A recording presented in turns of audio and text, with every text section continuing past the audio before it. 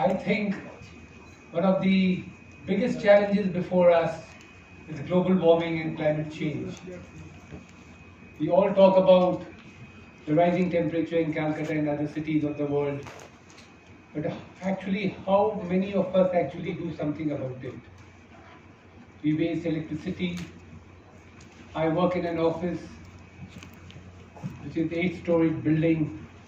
I see people are not in their room but the AC is on, lights and fans are on. People waste paper, they waste water. I get very angry.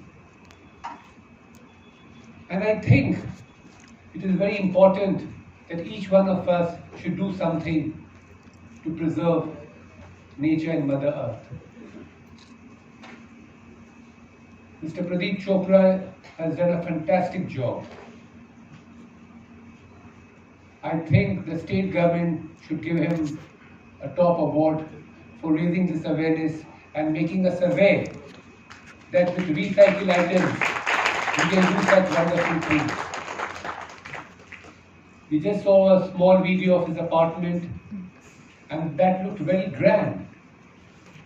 It is very difficult to believe that all this has been built using recycled material. Hats off, you have done a wonderful